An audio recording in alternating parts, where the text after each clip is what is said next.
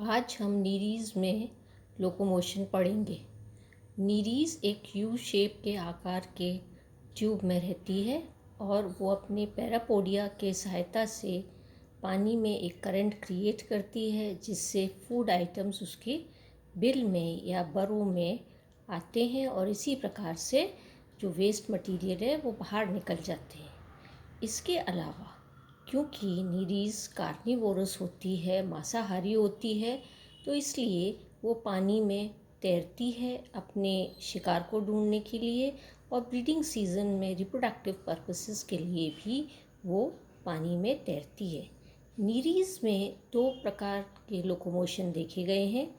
एक है क्रॉलिंग या रेंगना और दूसरा है स्विमिंग या तैरना। क्रॉलिंग में नीरीज़ अपने पैरापोडिया का इस्तेमाल करते हुए समुद्र तल पर धीरे धीरे रेंग सकती है। वो अपने पैरापोडिया को पैडल्स की तरह यूज़ करती है। हर एक क्रॉलिंग मूवमेंट में दो स्ट्रोक्स होते हैं, एक इफ़ेक्टिव स्ट्रोक और दूसरा रिकवरी स्ट्रोक। इफ़ेक्टिव स्ट्रोक आगे से पीछे की तरफ होता है और इस मूवमेंट में एक साइड के सारे पैरापोडिया एक ही डायरेक्शन में और एक साथ मूव करते हैं। इसी प्रकार से दूसरे साइड के सभी पैरापोडिया ऑपोजिट डायरेक्शन में एक साथ मूव करते हैं और ये मूवमेंट नेक्स्ट पार्ट में ये रिवर्स हो जाता है। इस प्रकार से हर एक सेगमेंट के जो पैरापोडिया होते हैं वो ऑल्टरनेटली ऑपोजिट डायरेक्शन में मूव करते हैं। इफ़ेक्टिव स्ट्रोक के दौरान एसिक्यूला जो होता है वो एक्सटेंड हो जाता है, मतलब लंबा हो जाता है और नीचे की तरफ पैरापोडिया झुक जाता है, जिसके कारण जो बॉडी का वेंट्रल सरफेस होता है या निचला हिस्सा होता है वो कॉन्ट्रैक्ट होता है, सिकुड़ जाता है और बैकवर्ड मूवमेंट पैरापोडिया का इस प्रकार से होता है। दूसरा जो स्ट्रोक है उसे हम कहते हैं रिकवरी स्ट्रोक।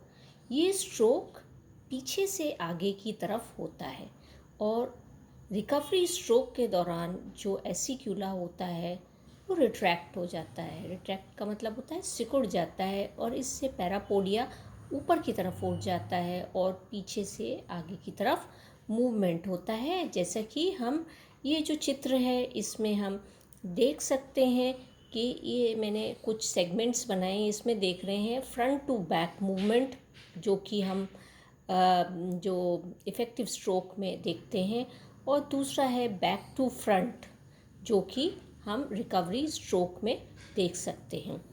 और ये इसके कारण ये जो ऑल्टरनेट मूवमेंट होता है, कंटिन्यूस ऑल्टरनेट मूवमेंट राइट और लेफ़्ट साइड के पैरापोडिया का, उससे एक रिदमिक पैरापोडियल वेव क्रिएट होती है और इस प्रकार से जो एनिमल है वो समुद्र तल पर या सी बेड पर धीरे धीरे पैरापोडिया की सहायता से रेंगता हुआ चलता है।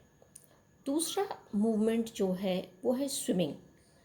क्योंकि ये कार्निवोरस है नीरीज़, तो इसको अपने शिकार के लिए या आप देखिए रिप्रोडक्टिव पर्पसेस के लिए पानी में तैरना भी पड़ता है, तो इसलिए ये बहुत एक्टिवली पैरापोडिया को यूज़ करते हुए ये पानी में तैरता है। और इसमें स्विमिंग मूवमेंट में रिदमिक बीटिंग तो पैरापोडिया की होती ही है, लयबद्ध तरीके से पैरापोडिया बीट करते हैं, परंतु उसका बॉडी का मस्कुलेचर है उसमें भी कॉन्ट्रैक्शन होता है या सिकुड़ता है।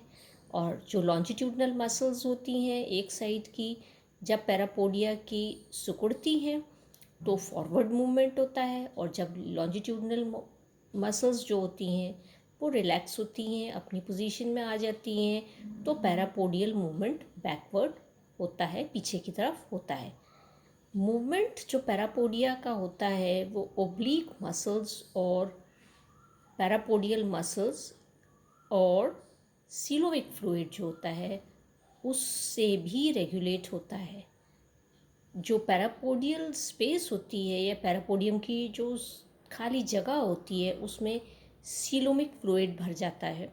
उसके कारण प्रेशर, इंटरनल प्रेशर जो होता है वो बढ़ जाता है, और इंटरनल प्रेशर बढ़ने के कारण जो पैरापोडिया होता है वो रिजिड हो जाता है, स्टिफ हो जाता है, हार्ड हो जाता है, और इसके कारण वो पानी को बहुत इफ़ेक्टिवली या बड़ी तेज़ी से पावरफुल स्ट्रोक्स लगाते हुए उसको काट सकता है।